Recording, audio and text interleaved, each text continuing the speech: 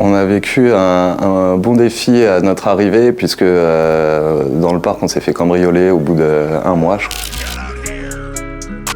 Donc, je m'appelle Tanguy et j'ai créé l'association Au Milieu avec ma sœur Estelle en 2020. Alors, l'association elle a pour but de favoriser l'accès à l'artisanat et au réemploi. On a vu du coup pendant cette période en 2020 que beaucoup de gens avaient besoin de faire des pratiques extérieures, de faire des pratiques manuelles, de prendre confiance en eux. On a créé des lieux de convivialité en chantier participatif de menuiserie avec les habitants sur des espaces qui sont parfois délaissés. L'association elle est à Bagnolet, juste à côté d'ici, dans le parc Jean Moulin-les-Guilans. Alors nos bureaux ils sont dans le parc. On y a installé des conteneurs aménagés. Donc il y a un conteneur aménagé en cafétéria solidaire, un autre en espace de recyclage plastique, un troisième en atelier de menuiserie. On vient de poser un bus anglais sur le parc pour y faire des activités de coworking gratuites et de l'accompagnement socio-professionnel.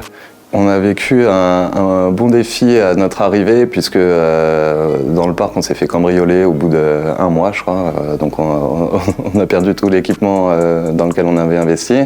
Ça a été un défi émotionnel. C'est ce genre de moment où on peut soit lâcher l'affaire, soit aller de l'avant. Et c'est ce qu'il faut faire, aller de l'avant pour gagner en énergie et se dire que voilà, si c'est pas parce qu'on a un obstacle que ça s'arrête. Deuxième grand défi, ça a été de trouver les ressources pour employer une personne supplémentaire nécessaire au développement de l'activité. On vient de vivre une belle étape aussi avec la pérennisation enfin du projet sur les 5 prochaines années.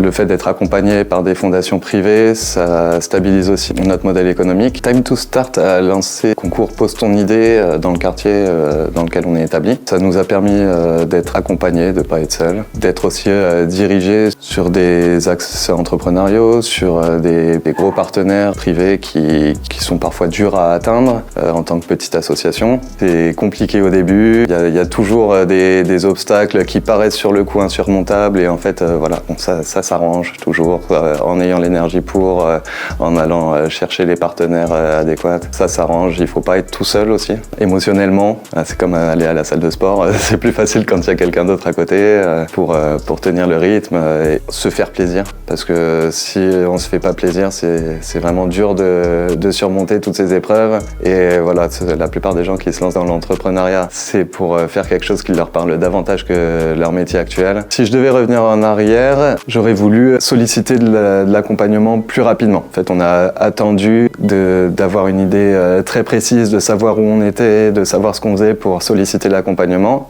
Et je l'aurais fait dès le début, avant même d'avoir précisé l'idée, je pense.